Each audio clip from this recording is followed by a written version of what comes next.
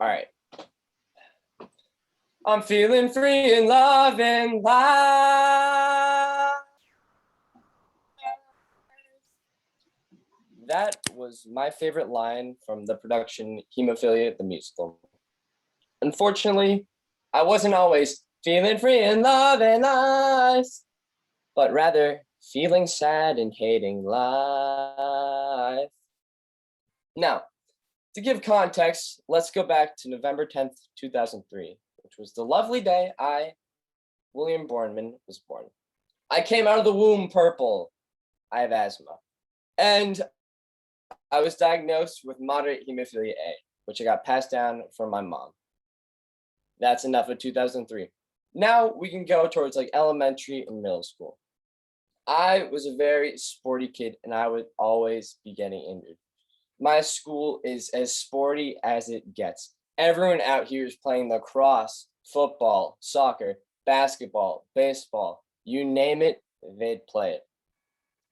While I couldn't always play in these sports, where I could participate was in physical education, which I did to the highest degree. I would throw my body into every play in class.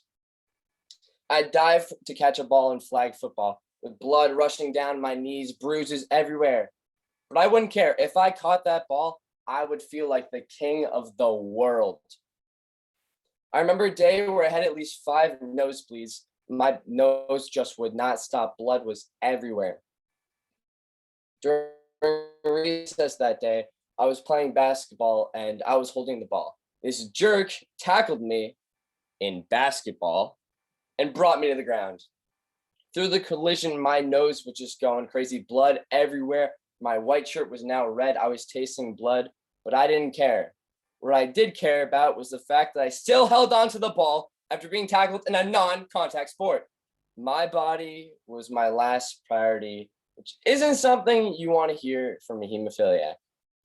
Even while I was stretched out on the couch with ice packs and Tylenol galore, I'd keep bugging my parents to let me play the sports I wanted. I'd have little interest fads that come along, but I mainly wanted to do 2 things: play lacrosse and skateboard.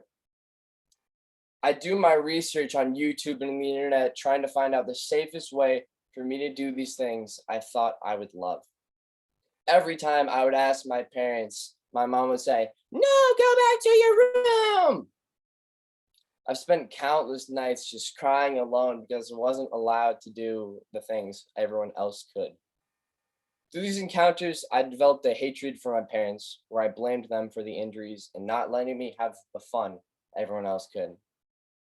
I remember once going to the doctor's office where they make you fill out a sheet and have the parents leave the room and you talk alone with the doctor. You'd ask questions like, if I did drugs, no, drank, no, had sex, no, or if I thought about suicide or hurting myself. Now, I had hurt myself. While I didn't have bruises or really think about killing myself, I just like bashed my body against the wall, just in spite of my parents, with this hatred of them because I couldn't do what I wanted to do. I remember going to the car to a therapist once because of the self-harm. I don't remember a thing about the guy, but I remember that in the car before we left to go into the place, once we drove there and we were parked, I was just crying and screaming with my mom in the front because I didn't want to talk to this guy who didn't understand me. I felt alone with my parents to blame.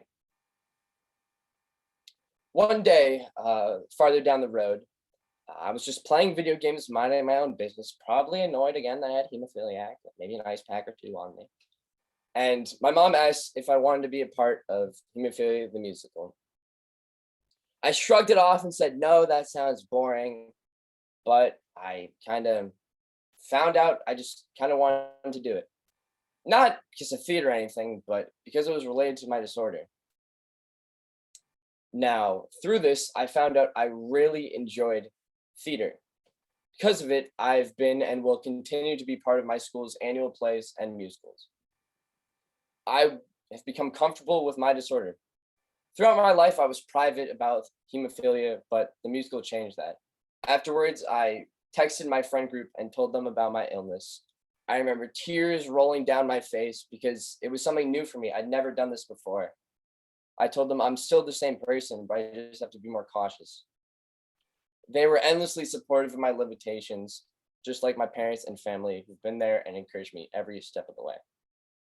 I used this experience of the musical to push me forward in life and to become more comfortable with the community.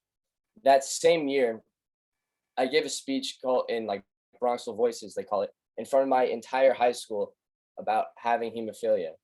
I advocated at the national and state level and was honored as the Ryan White Youth Award recipient of 2019 at the National Bleeding Disorders Conference. I used the musical to push me forward through this experience. I loved meeting all these new people who came out from all around the nation, and I'm endlessly grateful for that. So maybe I can't skateboard, play lacrosse, wrestle, go on trampolines, but I know that with everything I can't do, there's something I can. And for me, that's performing and advocating. Through Hemophilia the musical, I was able to find myself.